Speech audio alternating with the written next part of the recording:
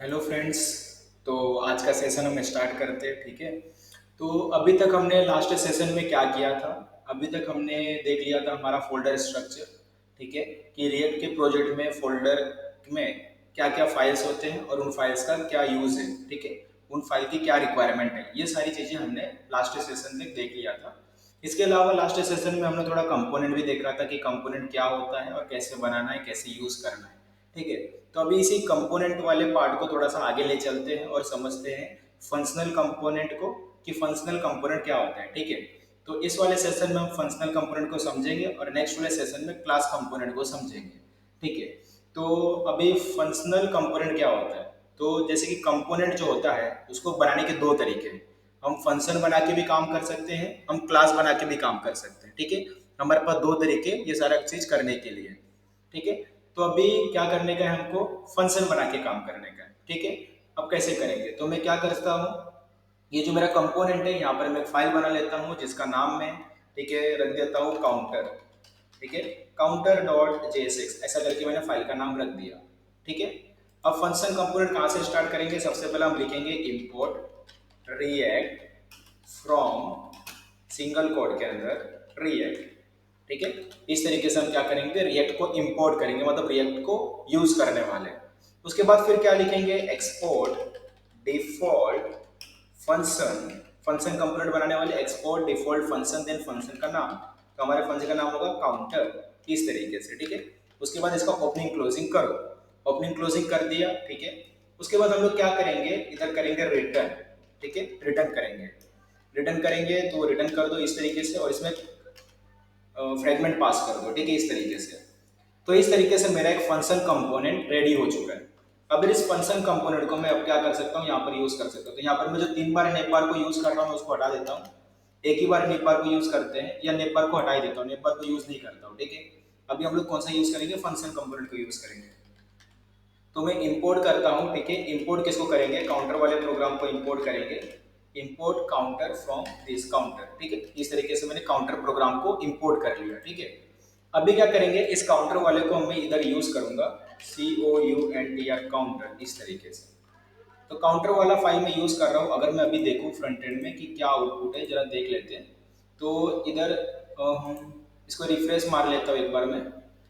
ये प्रोजेक्ट चल रहा होगा, ये कहीं शायद बंद हो गया, कुछ तो हो गया, वापिस से मैं इसको रन कर लेता हूँ npm स्टार्ट करके, ठीक है। npm स्टार्ट कर दिया हो और एक बार इसको रन हो जाने देते हैं, हमारा आउटपुट हमको दिख जाएगा, ठीक है। हम्म थोड़ा सा वेट कर लेते हैं आउटपुट के लिए, ठीक है। ये आउटपुट आ चुका है हमारा, हमारे पेज पे कुछ भी नहीं दिख रहा है क्योंकि हमने काउंटर वाली फाइल में कुछ भी नहीं बनाया है, ठीक है। एक बार काउंटर वाली फाइल में कुछ बना लेते हैं तो हमको दिखने लगेगा, ठीक है। तो हमारा काउंटर वाला इधर है, ठीक है। जरा मैं इधर लिखता हूँ, एक हेडिंग टैग डालता हूँ H1 में और लिखता हूँ काउंटर। जैसे मैंने इधर काउंटर लिखा, अगर मैं अभी जाके आउटपुट देखूंगा तो मुझे काउंटर करके दिखेगा, ठीक है। काउंटर आ गया हमारा। चलो, काउंटर तो हमको दिख रहा है, ठीक है। अभी क्या करना है, मुझे काउंटर प्रोग्राम बनाना है। काउंटर प्रोग्राम हमने जावा स्क्रिप्ट में भी तुमने ये सारे टास्क वगैरह किए होंगे, ठीक है। तो इसको जस्ट हमको एक बार रिपीट करना है कि काउंटर प्रोग्राम हम रिएक्ट में कैसे कर सकते हैं, ठीक है। तो समझो मैं एक काउंटर बना लूंगा जिसकी समझो वैल्यू रहेगी अभी फिलहाल के लिए 0, ठीक है। 0 करके वैल्यू है। अभी समझो मेरे पास कुछ बटन्स वगैरह होंगे, जैसे कि मैं डिफ कंटेनर बना लेता हूँ, इसमें भी कुछ बटन्स बना लेता हूँ। एक बटन है मेरा, उस बटन का नाम रहेगा इंक्रीमेंट, INCREMENT, इंक्रीमेंट नाम है, ठीक है। एक और बटन बना लेता हूँ, DUDDN बटन, इसका नाम होगा DECREMENT, डिक्रीमेंट, इंक्रीमेंट है, डिक्रीमेंट है, BUDDN बटन। एक बटन का नाम रख देते हैं रीसेट, ठीक है। तो ऐसे मेरे पास 3 बटन हो जाएंगे, इंक्रीमेंट है, डिक्रीमेंट है, रीसेट है, ठीक है।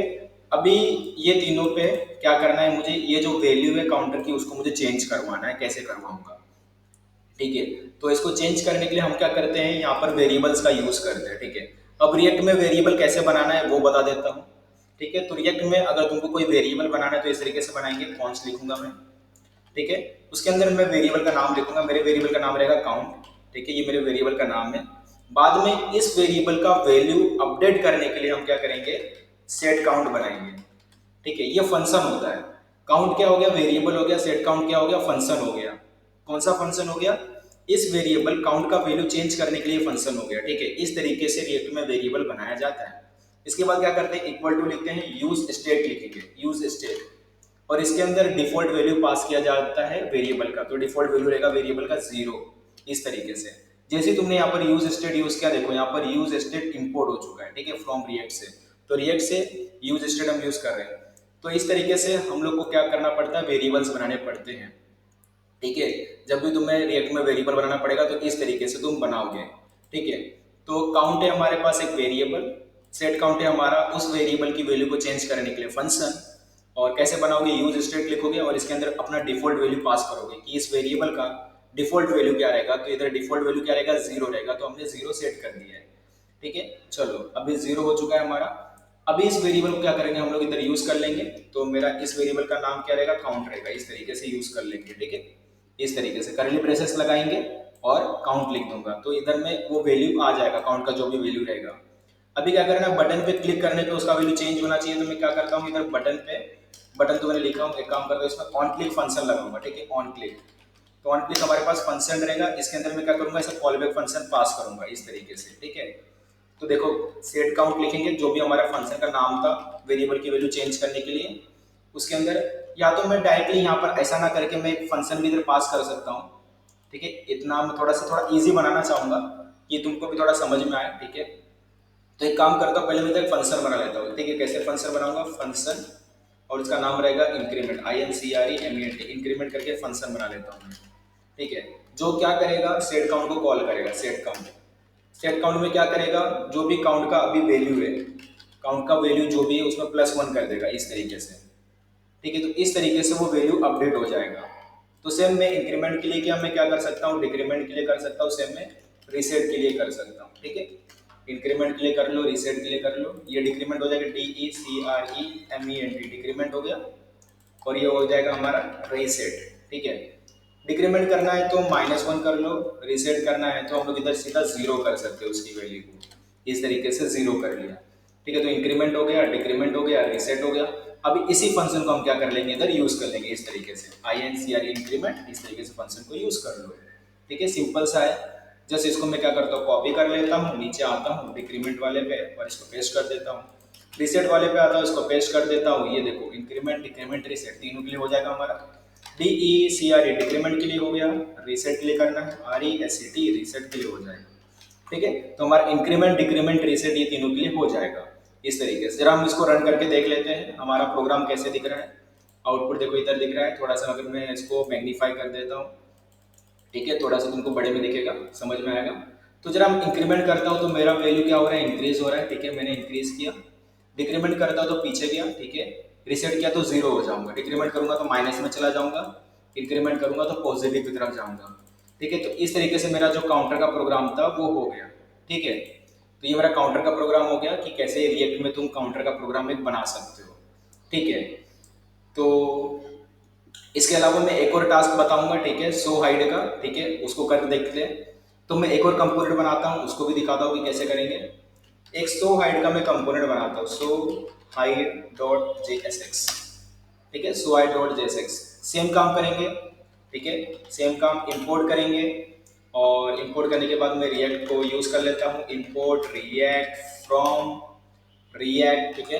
रिएक्ट को हमने यूज कर लिया, उसके बाद मैं क्या करूंगा, export default function show hide कर लूंगा, ठीक है। उसके बाद देखो क्या करूंगा, यहाँ पर मेरे को बता रहा है, सजेशन दे रहा है मेरे को, ठीक है, बट मैं अपना खुद से कोड लिखूंगा, उसमें कोई प्रॉब्लम नहीं है मेरे को, मैं खुद से कोड लिख सकता हूँ, ठीक है, आराम से, ठीक है। मैंने रिटर्न लिख दिया हूँ, ठीक है। अभी सबसे पहले मैं यहाँ पर क्या करूंगा, एक हेडिंग टैग में एक कंपोनेंट, हेडिंग टैग में एक मैसेज दिखा देता हूँ, ठीक है, जिसका नाम रखता हूँ मैं शो हाइड कंपोनेंट, ठीक है, हाइड शो हाइड रख देता हूँ मैं, ठीक है। यहाँ पर मैं टेक्स्ट भी दिखाऊंगा, ठीक है, यहाँ पर मैं टेक्स्ट दिखाता हूँ जिसका नाम मैं रखता हूँ वेब एप्लीकेशन डेवलपमेंट, ठीक है, वेब एप्लीकेशन डेवलपमेंट ट्रेनिंग, ऐसा मैंने टेक्स्ट लिख दिया, ठीक है। इसी को मुझे क्या करना है, शो करना है और हाइड करवाना है, ठीक है। इसको करने के लिए मैं क्या कर लेता हूँ, दो बटन्स बना लेता हूँ, ठीक है, बटन्स बना लेता हूँ। एक बटन का नाम रहेगा हाइड रख देता हूँ, इस बटन का नाम है हाइड, और एक बटन का नाम रहेगा शो, ठीक है, BOTT बटन, एक का बटन का नाम रहेगा शो। तो एक बटन का नाम है हाइड, एक बटन का नाम है शो, तो ये काम मुझे करवाना है, ठीक है। चलो इस काम को देखते हैं कि कैसे करवाना है, ठीक है। तो इसके लिए भी मुझे क्या करना पड़ेगा, एक वेरिएबल बनाना पड़ेगा, तो एक वेरिएबल बना लेता हूँ कॉन्स्ट, इस वेरिएबल का नाम है फ्लैग फ्लैग करके एक वेरिएबल बना लिया, एक का नाम है सेट फ्लैग, ये फंक्शन हो गया हमारा उस वैल्यू को चेंज करने के लिए। यूज स्टेट बना लूंगा, यूज स्टेट में इसका वैल्यू मैं बाय डिफॉल्ट ट्रू पास करूंगा, ठीक है, ट्रू।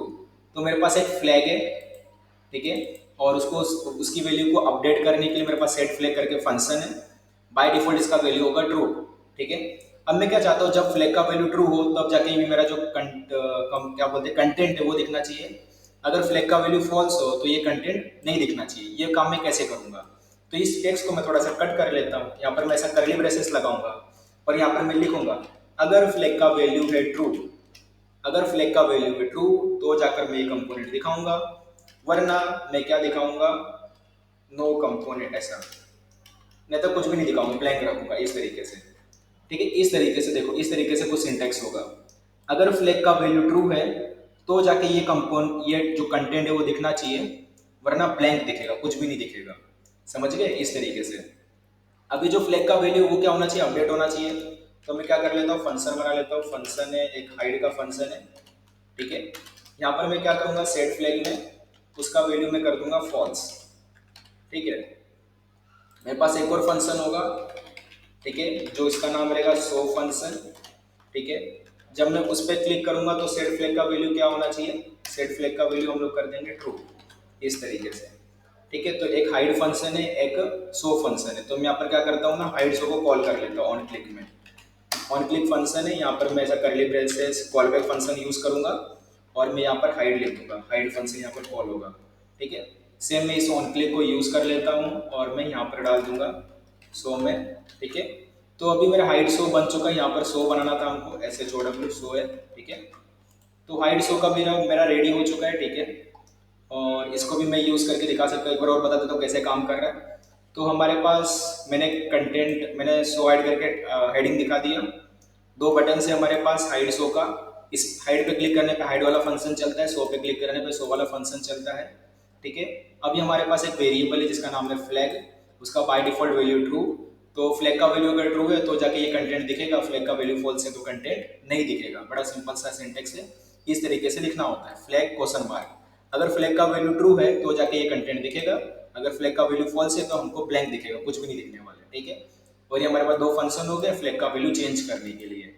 हाइड करोगे तो फ्लैग का वैल्यू हो जाएगा फॉल्स, शो करोगे तो फ्लैग का वैल्यू हो जाएगा ट्रू, ठीक है। अभी क्या करते हैं, इस कंपोनेंट को यहाँ पर यूज कर लेते हैं, पहले तो इंपोर्ट करना पड़ेगा। तो इंपोर्ट कर लेता हूँ मैं किसको, SHOWHIDE कंपोनेंट को इंपोर्ट कर लिया मैंने, SHOWHIDE कंपोनेंट को। और काउंटर के नीचे मैं क्या कर लेता हूँ, इसको यूज कर लेता हूँ SHOWHIDE कंपोनेंट को, इस तरीके से, ठीक है, यूज कर लिया मैंने। अब जरा मैं इसको कंटेंट देखता हूँ, क्योंकि बहुत बड़ा कंटेंट है। जरा मैं इसको हाइड पे क्लिक करता हूँ, हाइड हो जाएगा, शो पे क्लिक किया शो हो जाएगा, हाइड पे क्लिक किया हाइड हो जाएगा, शो पे क्लिक किया शो हो जाएगा। इंक्रीमेंट भी देख सकते हो, डिक्रीमेंट देख सकते हो, काम कर रहा है अच्छे से, रीसेट कर सकता हूँ, हाइड किया शो किया, ठीक है। तो इस तरीके से हमने क्या किया, आज हमने फंक्शनल कंपोनेंट को बनाया। पहले तो हमने काउंटर प्रोग्राम बना के प्रैक्टिस किया, ठीक है, काउंटर प्रोग्राम कैसे कर सकते हैं। दूसरा हमने SHOWHIDE का प्रोग्राम बना के प्रैक्टिस किया, ठीक है। दोनों में हमने क्या किया, फंक्शन कंपोनेंट बनाया, ठीक है, फंक्शन बनाया था हमने, ठीक है। इसमें भी फंक्शन बनाया था, काउंटर के प्रोग्राम में भी, SHOWHIDE के प्रोग्राम में भी हमने फंक्शन ही बनाया था, ठीक है। तो दोनों में हमारा क्या हो गया, फंक्शन कंपोनेंट हमने देखा कि फंक्शन कंपोनेंट कैसे बना सकते हैं, कैसे उसके साथ यूज कर सकते हैं, कैसे वर्क कर सकते हैं, ठीक है। बड़ा इजी सा टास्क था, ज़्यादा डिफिकल्ट नहीं था, ठीक है। इसका प्रैक्टिस कर लेना, डेफिनेटली तुमको फंक्शनल कंपोनेंट समझ में आ जाएगा कि रिएक्ट में फंक्शनल कंपोनेंट कैसे बनाते हैं, कैसे यूज करते हैं, ठीक है। तो आज के सेशन में बस इतना ही, इसका आज का सेशन हम इधर ही बंद करते हैं।